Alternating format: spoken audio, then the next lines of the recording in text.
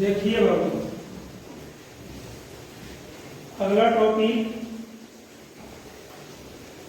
ये प्रकाश का व्यतिकरण होगा। प्रकाश का व्यतिकरण यही प्रकाश की उन घटनाओं में है,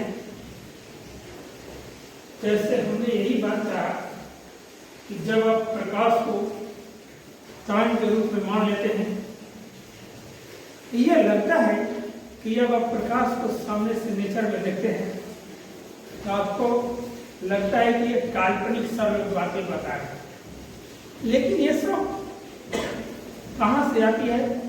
ये सब प्रैक्टिकली तौर पर जब वैज्ञानिकों ने किया, जैसे यंग नामक वैज्ञानिक ने किया, बहुत सारे वैज्ञानिक जो बता चुके हैं, बहुत सारे वैज्ञानिकों ने इसके बारे में बताया, तब तो आप लोगों को समझ में आया, चाहे कोई भी आदमी को समझ आया प्रकाश तरंग के रूप में। तो प्रकाश का व्यतिकरण क्या है? जब समान तरंग दैर्ध्य आएंगे, जब समान आवृत्ति, चाहे समान आवृत्ति भी कहिए, चाहे समान तरंग दैर्ध्य भी कहिए, चाहे समान आयाम भी कहिए, तो कभी कभी तीनों लिखा जाता है। तो देखो, जब समान आयाम कंडीशन क्या होना चाहिए?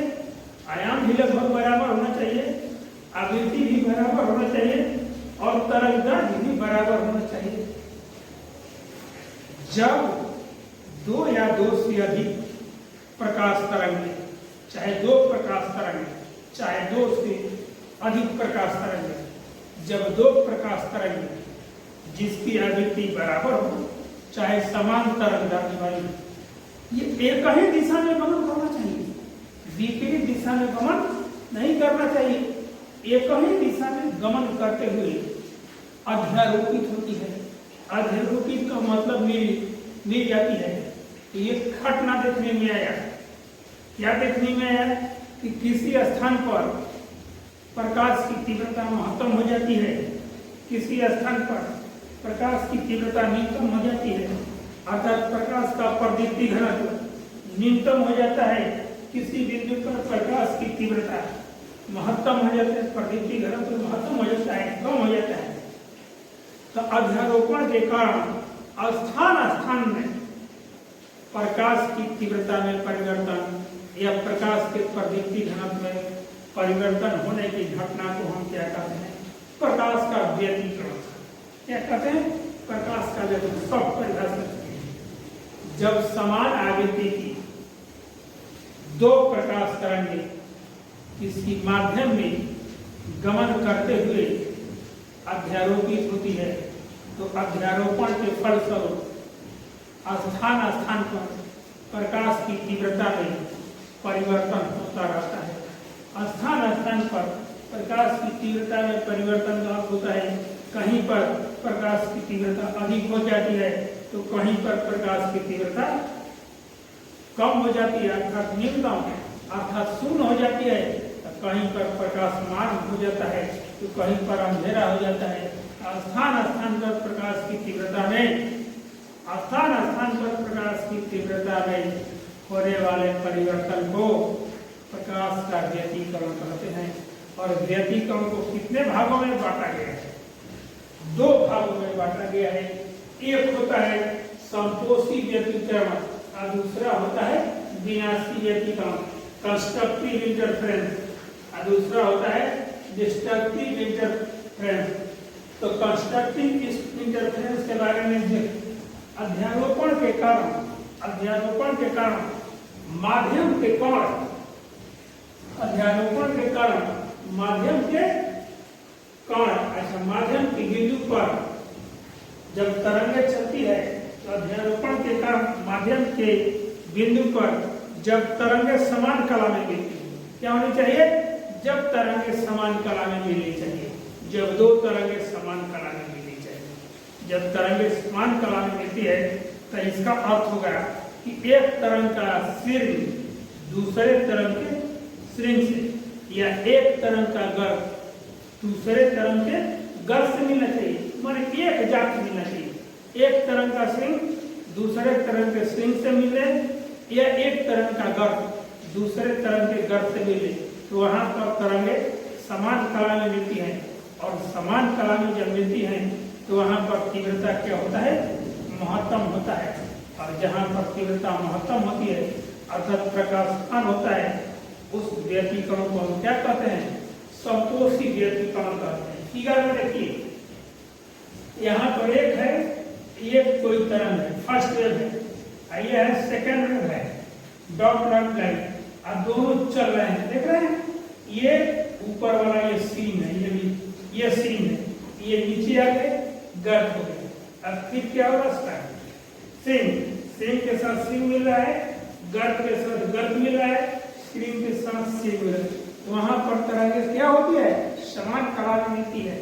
और दोनों को मिलकर जब समान कला में मिलती है तो एक तीसरा तरंग रिजल्टेंट होता है। क्या होता है, रिजल्टेंट होता है। यहाँ पर आयाम क्या होता है, मैक्सिमम होता है। यहाँ पर आयाम क्या होता, आयाम क्या होता है,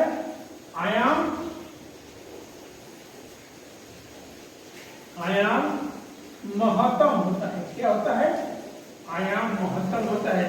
जब आयाम महत्तम होगा तो वहां पर क्या होता है, प्रकाशमान बिंदु प्राप्त होता है, प्रकाश तीव्रता क्या होता है, अधिकतम होता है। और यहाँ पे दोनों के मेल से ये परिणामी तरंग की उत्पत्ति होती है। अब देखिए विनाशी व्यतिकरण, डिस्ट्रक्टिव इंटरफेरेंस, अध्यारोपण के कारण माध्यम में तरंगे एक दूसरे के विपरीत कला में मिलती है। जब तरंगे किसी माध्यम में गमन करते हुए विपरीत कला में मिलती है अर्थात एक तरंग का स्विंग दूसरे तरंग के गर्त से, एक तरंग का स्विंग किससे मिलना चाहिए, दूसरे तरंग के गर्त से, तो वो विपरीत कला, या एक तरंग का गर्त दूसरे तरंग के स्विंग विपरीत से मिलना चाहिए, तो इसको क्या कहा जाता है, विपरीत कला में कहा जाता है। और विपरीत कला में तरंगें जब मिलती है तो वहां पर क्या है, तीव्रता न्यूनतम हो जाती है, और तीव्रता न्यूनतम हो जाती है तो आयाम वहां न्यूनतम हो जाता है। और जब आयाम जब न्यूनतम होगा तो वहां पर तीव्रता का मान जब न्यूनतम हो जाएगा तो उस तरंग की जो उत्पत्ति होगी, उस व्यतिकरण की जो उत्पत्ति होगी वह क्या कहलाएगा, विनाशी व्यतिकरण।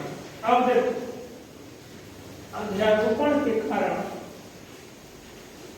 माध्यम के कण जब विपरीत कला में मिलते हैं अर्थात एक तरंग का स्विंग दूसरे तरंग के गर्त से और दूसरे तरंग का गर्त पहले तरंग के स्विंग से मिलते हैं, विपरीत मिलते रहते हैं, तो ये तरंगें क्या होती है, विपरीत कला में मिलती है। और विपरीत कला में जब मिलेगी तो वहां पर क्या होगा, तीव्रता न्यूनतम हो जाएगा अर्थात प्रवृत्ति घनत्व का मान न्यूनतम हो जाएगा, वहां पर अंधेरा छा जाएगा। इस व्यतिकरण को हम कौन सा व्यतिकरण कहते हैं, विनाशी व्यतिकरण कहते हैं, विनाशी व्यतिकरण कहते हैं। यहाँ पर देख लीजिए, यहाँ पर देखिए ये पहला तरंग है, ये द्वितीय तरंग है, डॉट डॉट जो है द्वितीय तरंग, ये है पहला तरंग। मैंने देखा है एक गर्त है, इसका गर्त है, इसका सिंह है, इसका गर्त है, इसका सिंह अल्टरनेट रूप से मिलते जाए और जो ये परिणामी तरंग का निर्माण होता है, देख रहे हैं सीधे लाइन में, वहां तीव्रता क्या हो जाती है, महत्तम हो जाती। तब हम आगे की तरफ करेंगे। तो दोनों को तीव्रता में परिवर्तन को चाहे व्यतिकरण के बारे में आप लोग आराम से समझ लिए।